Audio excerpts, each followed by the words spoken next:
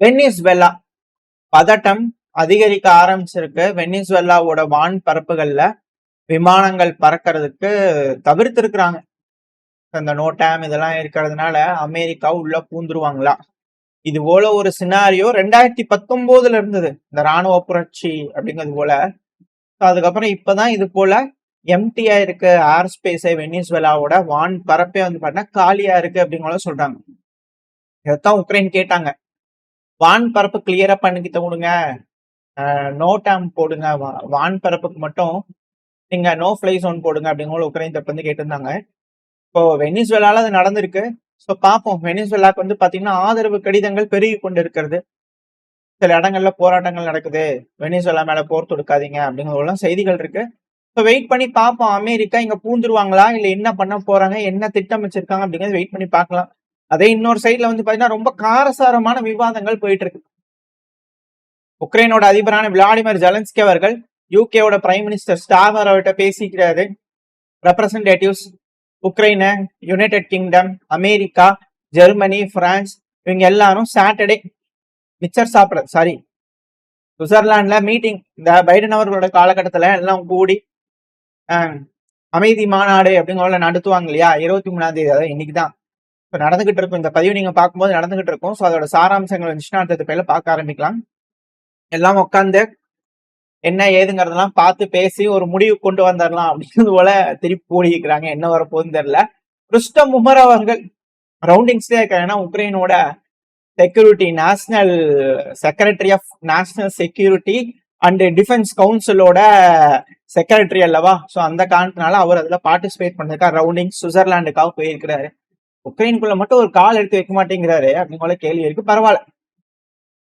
America வந்து பாத்தீங்கன்னா announce பண்ணிட்டாங்க, இங்க பாருங்க 28 பீஸ் பாயிண்ட் இதை பத்தி பேசலாம் அப்படிங்கிற சொல்லிக்கிறாங்க. சுவிட்சர்லாந்துல உட்காந்து பேச போறாங்க, ப்ரிப்பேர் பண்ணிக்கிறாங்க. டொனால்டு ட்ரம்ப் அவர்களோட டீம் ப்ரிப்பேர் ஆயிருக்கிறாங்க. இதுலயே அமெரிக்காலேயே வந்து பண்ண இருவேறு கருத்துக்கள். அதுவும் அண்ணா லூனா அவர்கள் அமெரிக்காவோட ஒரு செனேட் தான்.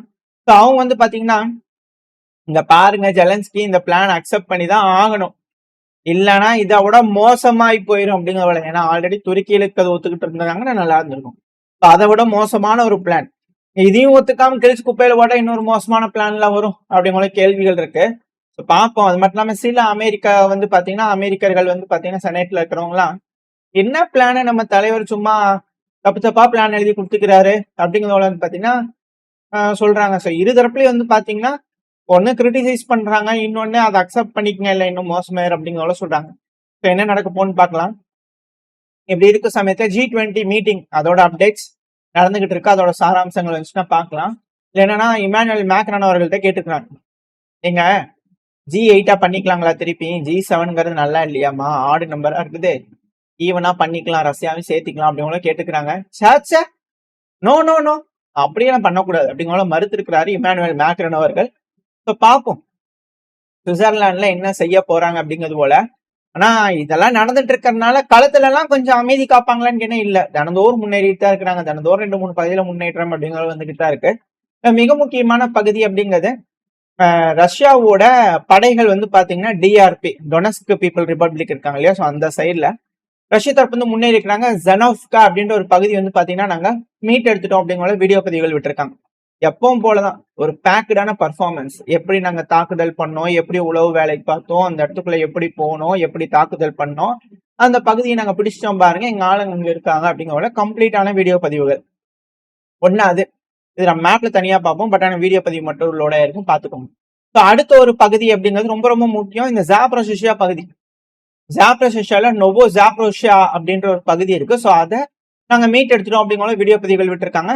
வழக்கம் போலதான் எப்படி நாங்க இந்த பதிவுக்கு வந்தோம், எப்படி அங்க உளவு வேலை பார்த்தோம், எங்க வீரர்கள் எப்படி போய் தாக்குதல் பண்ணாங்க, அங்க இருக்கக்கூடிய வீரர்களை எப்படி பிடிச்சாங்க, அதுக்கப்புறம் நாங்க அங்க இருக்கோம் பாருங்க அப்படிங்கிற வீடியோ பதிவுகள் விட்டுருக்காங்க. ஸோ ஒரு பேக்கடான வீடியோ இதுக்கு வந்திருக்கு. ரஷ்யா தொடர்ந்து முன்னேற்றங்கள் அப்படிங்கறது நம்மளால தெரிஞ்சுக்க முடியுது. இது ஏன் இது ரொம்ப இம்பார்ட்டன்டான பிளேஸ் அப்படின்னா, இது நம்ம மேப்ல பார்ப்போம், உங்களுக்கு தெரிய வரும். ஸோ உக்ரைனோட ஜாப்ரோசியா நம்ம ஃபர்ஸ்ட் பார்த்திருந்தோம் இல்லையா, ஸோ அதுவே பார்த்துருவோம். அதாவது உக்ரைன் சொல்றதுக்கும் ரஷ்யாவுக்கும் நிறைய வித்தியாசங்கள் இருக்கு. நம்ம வீடியோ பதிவுகள் பார்த்துட்டதுனால அது ரஷ்யாவோட கட்டுப்பாட்டுக்குள்ள இருக்கு அப்படிங்கிறது போல நம்ம புரிஞ்சுக்கலாம். இதுல என்னன்னா உக்ரைனியன்ஸ் இங்க டேனியலெவ்காவை நோக்கி போறாங்க, சண்டை நடந்துட்டு இருக்குன்னு உக்ரைன் தரப்புன்னு சொல்றாங்க. ஆனா ரஷ்யர்கள் வந்து பாத்தீங்கன்னா இந்த மேப்ல இனிஷியலா வந்து பாத்தீங்கன்னா உங்களுக்கு தெரியும் இந்த ரெடான்ஸ்கி அப்படிங்கிறது ரஷ்யாவோட கட்டுப்பாட்டுக்குள்ள இருந்ததாகவும், அதுல இருந்து முன்னேறி இந்த நோவா ஜாப்ரோசியா வந்து பாத்தீங்கன்னா ரஷ்யாவும் கட்டுப்பாட்டுக்குள்ள எடுத்துட்டாங்க அப்படிங்கிற சொல்றாங்க. ஏன்னா இது ரொம்ப முக்கியம். இந்த இடத்துல இந்த ரிவர் வந்து பாத்தீங்கன்னா ஓடிட்டு இருக்கு அப்படிங்கிற நான் சொல்லியிருப்போம். ஸோ முதல்ல ரஷ்யா வந்து பாத்தீங்கன்னா இதுல கொண்டு வந்து இங்க முட்டை வச்சுட்டாங்க அப்படின்னா, அதாவது இந்த மாதிரி கொண்டு வந்து முட்டை வச்சுட்டாங்கன்னா அதுக்கப்புறம் இப்படி நேரா கீழே இறங்கிறதுக்கு ஈஸியா இருக்கும். ஏன்னா இந்த சப்ளை லைன் வந்து பாத்தீங்கன்னா நேரா போறது ஹுலைபோலுக்கு போகக்கூடிய சப்ளை லைன். ஸோ முடிஞ்ச வரைக்கும் வந்து பாத்தீங்கன்னா ரஷ்யா இந்த அப்படியே இந்த ட்ரோவோபோலியா அப்படியே கீழே இறங்கி வந்தாங்கன்னா இந்த ஜெலனி வரைக்கும் கீழே இறங்கி வந்தாங்க ஹுலைபோல். ஸோ இந்த இடத்துல இருந்து ஆல்ரெடி அட்டாக் பண்ண ஆரம்பிச்சிட்டாங்க. இந்த இடத்துல முன்னேறிக்கிட்டு இருக்கக்கூடிய விஷயங்கள் நம்மளால பார்க்க முடியுது. பலமுனை தாக்குதலுக்கு இந்த ஹுலைபோல் உட்பட போகுது. வரலாறு சிறப்புமிக்கக்கூடிய ஒரு பகுதி ரஷ்யாவோட கட்டுப்பாட்டுக்குள்ள கூடிய சீக்கிரத்துல வந்துருச்சுன்னு சொன்னாலும் ஆச்சரியப்படுறதுக்குல. சோ ஹுலைபோல் டுவர்ட்ஸ் ஹுலைபோல் அப்படிங்கிற ரஷ்ய தரப்பு வந்துகிட்டு இருக்காங்க. அடுத்தது நம்ம ஃபர்ஸ்டா பார்த்திருந்தோம் இல்லையா, சோ அது வந்து டொனஸ்க்ல இருக்கக்கூடிய மிக முக்கியமான பகுதி. நம்ம இந்த சிவர்ஸ்க்கு பாக்குறோம் இல்லையா, சோ அதை நோக்கி ஸோ இங்க இருக்கக்கூடிய ஜெவனிவ்கா, ஸோ இது ஒரு மிக முக்கியமான பகுதி. ஸோ இதைத்தான் ரஷ்யா வந்து பாத்தீங்கன்னா அவங்க கட்டுப்பாட்டுக்குள்ள எடுத்துதான் சொல்லியிருக்காங்க. ஸோ சிவர்ஸ்க்கு பக்கத்துல வந்து பாத்தீங்கன்னா ரஷ்யன்ஸ் வந்து பாத்தீங்கன்னா ஊடுருவி போக ஆரம்பிச்சாங்க. ஆல்ரெடி இந்த விவேங்கால இருந்து வந்து பாத்தீங்கன்னா சிவர்ஸ்கோட தெற்கு பகுதி, இப்ப இந்த ஜாவனிவ்கால இருந்து வந்து பண்ண போக ஆரம்பிச்சிருக்காங்க. இப்ப இந்த சிவர்ஸ்க்கு வந்து பாத்தீங்கன்னா ரஷ்யா கட்ட ஆரம்பிச்சிட்டாங்க. ஸோ அடுத்த மிக முக்கியமான பகுதிங்கிறது சிவர்ஸ்க். ஸோ இது விழுந்துருச்சு அப்படின்னாலே டொனஸ்கோட ஒரு மிக முக்கியமான கோட்டை சுவர் அப்படிங்கிற சொல்லியிருந்தோம் இல்லையா, இந்த ஸ்லோவியான்ஸ் கிரமட்டாஸ். ஸோ அதோட ஒரு கோட்டை சுவர் வந்து பாத்தீங்கன்னா தகர்க்கப்பட்டிருக்கு அப்படிங்கிறது தான் இதுல இருக்கக்கூடிய விஷயம். ஸோ இப்போதைக்கு ஜெவனிவ்கா அப்படிங்கிறது வந்து பாத்தீங்கன்னா ரஷ்யா அவங்க கட்டுப்பாட்டுக்குள்ள எடுத்திருக்காங்க. சரி, ஓகே. ரஷ்யா எப்படி இந்த அளவுக்கு வேகமா முன்னேறாங்க அப்படிங்கிறது போல செய்திகள் கடந்தவரும் பார்த்துக்கிட்டு இருக்கோம். அதுக்கு அவங்களோட மெத்தட்ஸ் இருக்கு இல்லையா, அதிகமான மெத்தட்ஸ் யூஸ் பண்ணாங்க, நம்மளும் பார்த்திருக்கோம். இல்ல அதிகப்படியா கை கொடுக்கறது ரஷ்யாவோட கிரவுண்ட் பாட்ஸ் அப்படிங்கிற சொல்லப்பட்டு வருது. ஏன்னா அந்த கிரவுண்ட் பாட்ஸ் இதுக்கு முன்னாடி எல்லாம் இந்த கன்னி வெடிகள்லாம் டேங்க் டேமேஜ் ஆகும், முன்னாடி போற நபர்கள்லாம் வந்து பாத்தீங்கன்னா கால்கள் இழக்கிறது, இது போல ஏகப்பட்ட விஷயங்கள் இருக்கும். இப்போ இந்த போல ட்ரோன்கள் வரதுனால ட்ரோன்களே டேமேஜ் ஆயிட்டு இருந்தது. அது பக்கத்துல போகும்போது கன்னி வெடிகள்லாம் வெடிச்சுற மாதிரியான விஷயங்கள் இருந்தது. இப்போ ரொம்ப ஸ்கில்டா ஆக ஆரம்பிச்சிட்டாங்க. அந்த ட்ரோன் ஆபரேட்டர்ஸா இருக்கட்டும், இல்ல அந்த ட்ரோனே ஏஐ ட்ரோனுங்களே வந்து பண்ணா ரொம்ப ஸ்கில்டா இருக்கு. இது வந்து ஆபரேட் பண்றாங்க.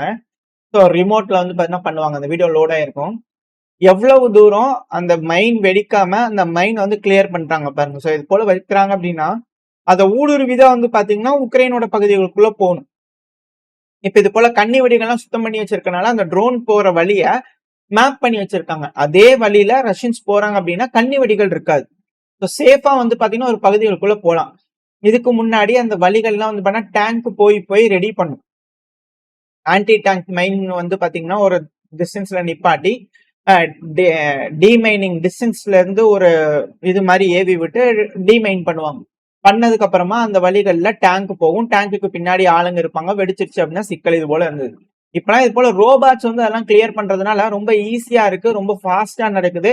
எந்த பகுதியில முன்னேறணுமோ அந்த ஏரியால இது போல ரோபாட்ஸை களமாரி கூட்டோம்னா டேமேஜ் ஆகும், சில நேரம் டெஸ்ட்ராய் ஆகும். நம்ம ரஷ்யன்ல 12 மெயின் வெடிச்சுமே ஒன்னும் ஆகல அப்படிங்கிற வீடியோ எல்லாம் பார்த்தோம்.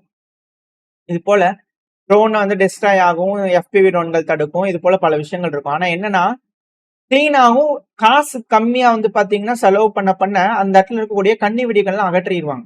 ஸோ ரஷ்யாவுக்கு முன்னேறதுக்கு ரொம்ப ஈஸியா இருக்கும். ஸோ இது போல விஷயங்கள் அவங்களுக்கு அதிகமா கை கொடுக்குது அப்படிங்கிறத சொல்லப்பட்டுட்டு வருது. இதே போல தொடர்ந்து நடக்குது அப்படிங்கும் போது ரஷ்யாவோட முன்னேற்றத்தை தடுக்கிறதுக்கான வழி இல்லை.